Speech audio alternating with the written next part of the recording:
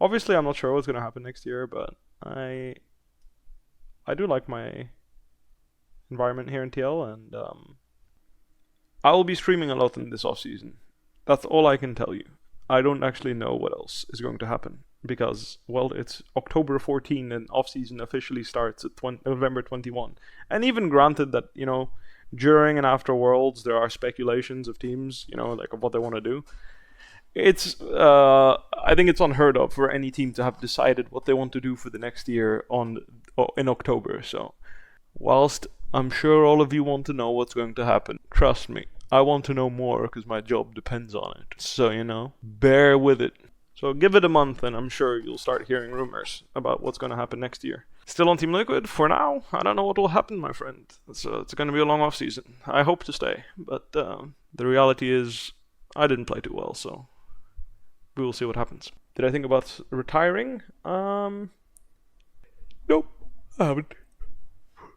Whilst I didn't have the best year, I still think I was head and shoulders above many other players, and the reality is just like if I wasn't top 3 or like arguably top 3, top 4, because I think that like the top 4 in LCS are definitely above the rest. If I wasn't in the let's put it this way, if I wasn't able to take games / play well against the best in the league in the same role that I'm playing, then I would consider retiring, yeah. But I don't think that any of the top 4 players, I don't think Someday, Fudge, and Impact were thinking to themselves like, holy shit, it's Bwipo, it's a free win. This guy's dog shit, he can't breathe. Maybe they were, who knows, Sometimes I was free, sometimes they were free, you know how it is. I mean, obviously we beat EG, but that team needed some time to gel, which makes sense, so did we.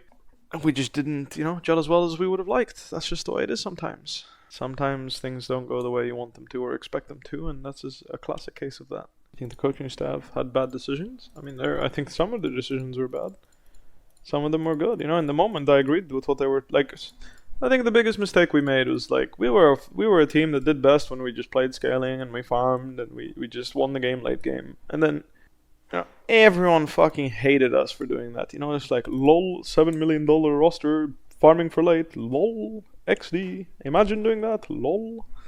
But, at the end of the day, the enemy nexus exploded, and I think that's kind of my biggest regret, where I just didn't just... So we went for like, let's, be more explosive as a team, let's play topside, let's play some fucking Lucian top, let's play some Graves top, like the 1v9, let's go, woohoo. And it was just like, well, I'm just not that good at that as a player, and that's just facts, it's just not what I'm best at. And as a result, we practiced these things that we were not particularly good at. And I think we lost our touch at playing bottom side at the same time, and it just turned into a situation where we were neither a great top side team, neither a great bot side team, neither great at playing around mid. And in summer, the same thing basically happened, but it was because of stress, like say Hans had a bad week, it's like, oh fuck, we need to, like someone else, like we can't rely on Hans again next week because, like, who knows, something bad will happen, like maybe he'll have a bad week again. And it's just the reality is, you have to just commit to some of your players at the start of the year. That's my biggest lesson I learned, is like you just have to commit to the people that you think are good at the start of the year, and then, you live and die by them at the end of the year, one way or another, whether they're 1v9 and carry everyone, or they end up griefing your team and you're going home fast. You gotta believe in the players that you signed and the structure you signed, like the structure you made. Because obviously when you're hiring people, like, that's when you are making those kind of decisions, right? And that for me is my biggest lesson, just gotta fully commit to people. What's it like playing for TL? Pretty good, I'm happy here. Feel like the org and management really care about the players.